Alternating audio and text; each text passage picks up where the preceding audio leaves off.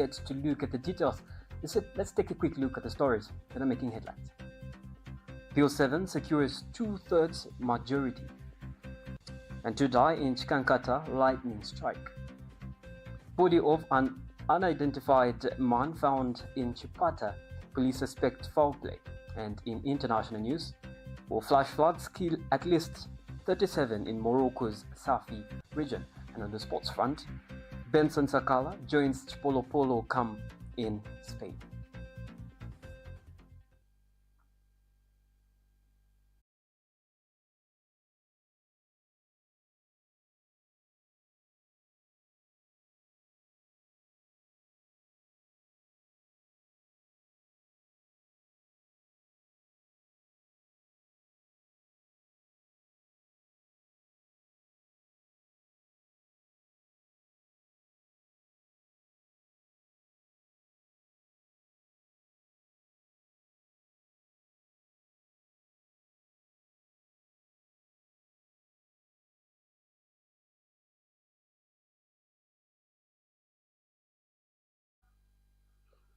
Well, I'm your anchor this evening, Maluwa Eric J. Mwanamjende, in our details.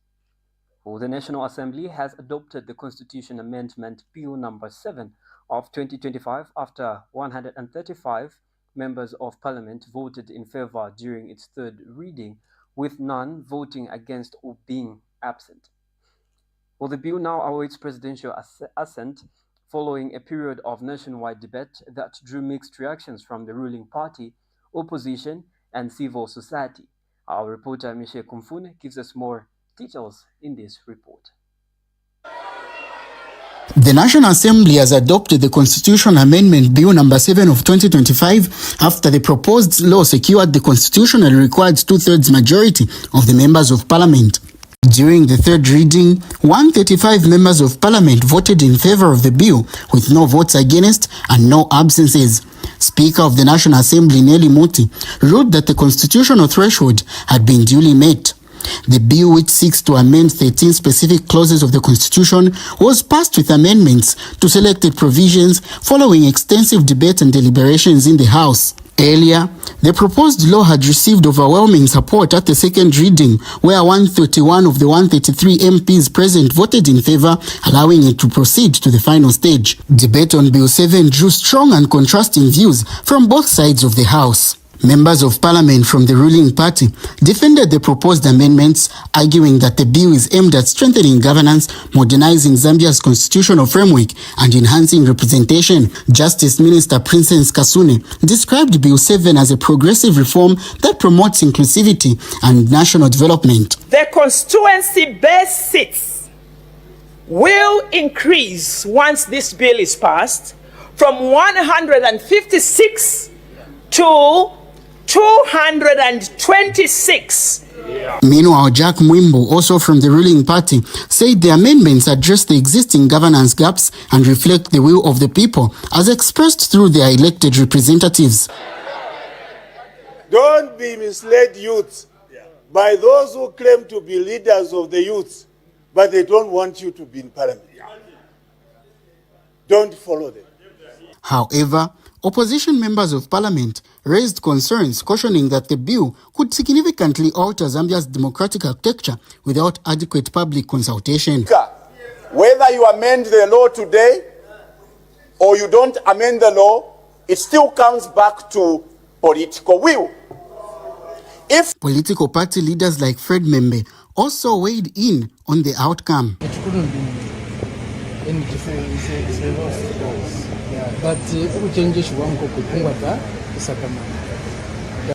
Reacting to the development, President Haile Hichilema described Bill 7 as one of the most topical, consequential issues of the time, noting that the process had tested the strength of Zambia's democracy and national unity. Reporting for ICU TV in Lusaka, I am Fune Mishe. And now, 2 people have died while 2 others are receiving treatment after being struck by lightning in Ngandu Habenzo village, Chief Mwendes area in Chikankata district of Southern Province. Well, the incident occurred around 15 hours on Sunday, December 14, 2025, during a heavy rainstorm. And the deceased have been identified as 28-year-old Lusho Momwene and 8-year-old Josephine Kalonga. The survivors, 60-year-old Jennifer Moya and 6-year-old Innocent Kalonga, sustained injuries and are currently admitted to Chikankata Mission Hospital. Well, the 4 victims, who are all members of the same family, were inside their house when lightning struck, igniting a fire that left 2 dead on the spot and others with burns. Body of an unidentified man found in Chipata. Police suspect foul play. Well, police in Chipata have recovered the body of an unidentified man aged between 65 and 70, found dumped in the referendum area near the Great East Road. Well, the body was discovered on the morning of Sunday, December 14th, by a local resident, Evans Nyarenda, who reported the matter to police. Well, Eastern Province Police Commanding Officer Robertson Mwemba confirmed that the body had a small cut at the back of the head, and raising suspicions of foul play. The sharp instrument is believed to have been used in the attack, and police officers responded to the scene and transported the body for further examination. Investigations into the suspected murder have been launched, but no arrests have been made yet. We go on our first break and we'll be right back with more of our local stories. Stay glued. Welcome to the Zambia Research and Development Center, an institution dedicated to national development through capacity building and community development. Established in 2007 by a group of professionals and lecturers, ZRDC has since become a hub of research and innovation in the country. Registered with the Ministry of Home Affairs under the Registrar of Societies, ZRDC pursues cutting-edge research to address pressing social and economic challenges. Get involved. ZRDC engages in activities that stimulate international collaboration, promote knowledge sharing, and make research expertise available to decision makers. Our mission at ZRDC is to foster innovation and capacity building for national development. We believe in addressing poverty and underdevelopment through institutional and capacity building, human empowerment, and gender participation. In our quest to foster innovation and capacity building for national development, ZRDC launched the ZRDC University Sponsorship for Capacity Building and Development Program to facilitate knowledge advancement among ZRDC researchers and those intending to join the research community. Qualified Zambian citizens can pursue education at credible universities in Zambia with guaranteed prospects of joining the ZRDC research community. ZRDC engages in industrial and technological research, covering research development and innovative investigations to drive dynamic industrial development at national and regional levels. Join us at the Zambia Research and Development Center as we continue to innovate, empower, and shape a brighter future for Zambia. ZRDC, fostering innovation and capacity building for national development. Well, thank you for still staying tuned. And now to continue with the news, the Ministry of Health's Public Health Department has held a strategic review meeting to assess its 2025 performance and set priorities for 2026. Well, Health Permanent Secretary for Technical Services, Dr. Kennedy Lishimpi, described the Public Health Department as the engine room of the ministry, responsible for translating policy into impactful action. While he challenged participants to evaluate their progress towards universal health coverage, UHC, reduction of disease burdens, and strengthening of surveillance systems. Well, Dr. Lishimpi emphasized the need for honest data analysis to address gaps, whether in supply chains, human resources, or technical capacity. With the rainy season underway, he urged heightened epidemic preparedness, including activation of rapid response teams, prepositioning of supplies, and robust community engagement to prevent outbreaks like cholera and typhoid. He stressed that 2026 must be a year of zero complacency, with national health security dependent on proactive and coordinated public health efforts. So this is a change that we need. The change that we are doing here, the second we did, we must eliminate all these issues from amongst ourselves. We must look at it in totality. What is it that makes us work? Is it the vehicles? Is it the human beings? Is it the DSS? Is it what? Is it the immunization cold chain? What is it that makes us tick? Then we must strengthen that so that we continue to improve. Colleagues, is it clear? Yeah, thank you. So now, government has placed economic diplomacy at the center of its development agenda, using strategic international engagements to deliver tangible results in key sectors such as rail, energy, trade, and investment. And through these efforts, Zambia has strengthened its economy, expanded market access, and positioned itself as a reliable global partner. Well, Information and Media Director spokesperson Henry Capita shares more in the following video. We look back in 2025, here are some of the key highlight level engagements President Hakainde Hichilema held and what they unlocked for Zambia. Let's talk about Zimbabwe. November 2025. The year closed with a strategic reset in Zambia-Zimbabwe relationship as President Hakainde Hichilema co-chaired the inaugural Binational Commission. 5 memorandum of understandings were signed covering trade, energy, infrastructure, tourism, and education. The discussions centered on practical cooperation, including power connectivity, upgrading shared infrastructure such as border posts and the Victoria Falls Bridge, and easing the movement of goods and people. Now, this particular engagement strengthened regional integration and positioned Zambia to benefit from smoother trade flows within SADC, of course, while reinforcing Lusaka's role as a stabilizing partner in the region. China, November 2025. One of the most consequential moments of the year was the visit of Chinese Premier Li to Zambia. The highlight was the signing of the landmark Tazara Railway revitalization agreement, and of course valued at about 1.4 billion United States dollars, involving Zambia and Chinese government together with Tanzania. This particular project moves beyond symbolism into implementation, upgrading tracks, signaling systems, and rolling stocks. For Zambia, this means lower transport costs for copper and other exports, faster access to ports, thousands of jobs during rehabilitation, and renewed confidence in rail as a backbone of industrial growth. United States of America, December 2025. Zambia's growing economic standing was underlined by the visit of the newly confirmed. Well, the Constitutional Court has dismissed the application to stay the declaration of the Chawama parliamentary seat vacant. Well, the application was filed by Lusaka lawyer Tresford Charlie, but was thrown out on grounds that the main petition lacked prospects of success. Well, the full bench of the Constitutional Court, led by Deputy Court President Arnold Shilimi, ruled that there was no justifiable reason to grant the stay. And the court also held that no prejudice would be suffered in the absence of an injunction. And Tresford Charlie filed the petition on 9th December 2025, seeking to reverse the decision by a single judge who had earlier upheld the declaration of the Chawama seat vacant.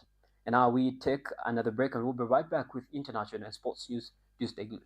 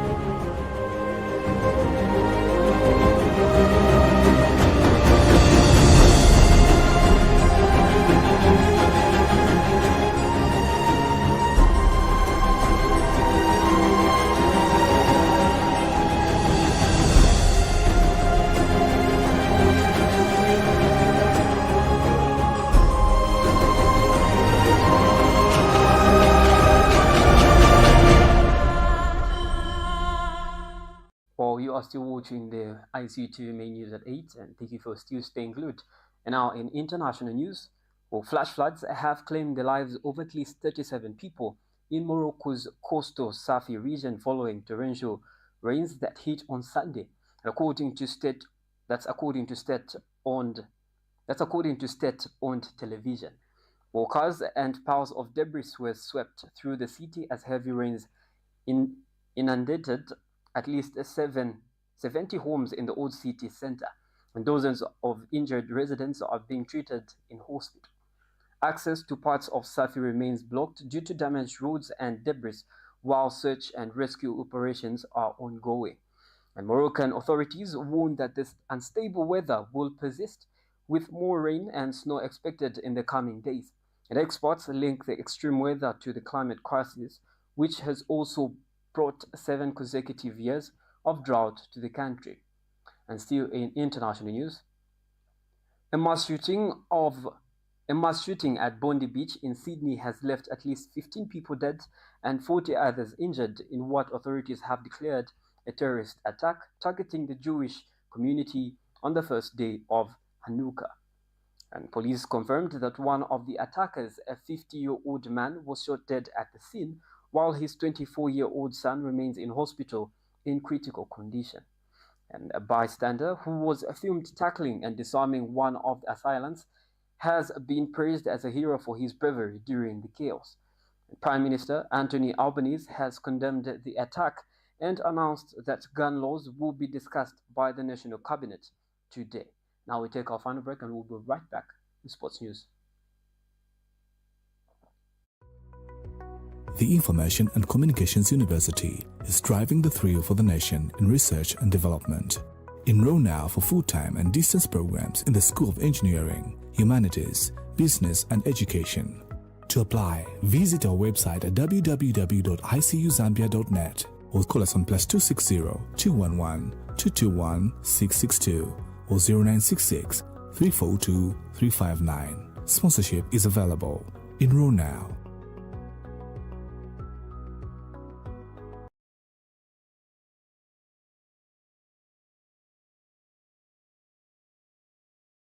Thank you for still staying tuned. And now down to the sports front. Polo defender Benson Sakala has arrived in Murcia, Spain to join the national team's AFCON preparations. Or the Bohemians' 1905 player from the Czech Republic becomes the 9th foreign-based player to report for camp. Well, he joins Fashion Sakala, Stupila Sunzu, Kings Kangwa, Patson Daka, Frankie Msonda, David Hamansenya, Jack Land Kalichi, and Joseph Sabobo Banda ahead of tomorrow's friendly against DRC at 1600 hours at Pinata Sports Arena.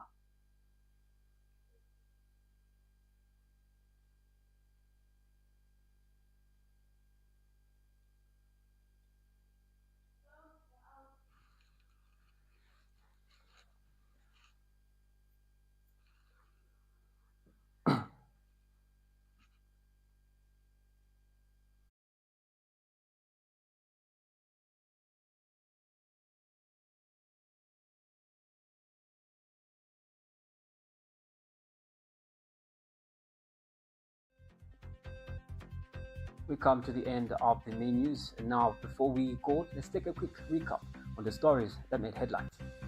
Bill 7 secures 2/3 majority, and 2 die in Chikankata lightning strike.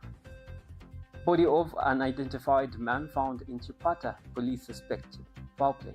In international news, flash floods kill at least 37 in Morocco's Safi region. And on the sports front, Benson Sakala joins Polo camp in Spain. Well, thank you so much for staying with us and watching the ICU TV news at 8. I've been your anchor this evening, Maluwa Eric J. Mwanamjende. Please do make sure to catch us live every evening at 8. Right here on our Facebook platforms, that is ICU TV, and our website, icutv.com. Do have a lovely one.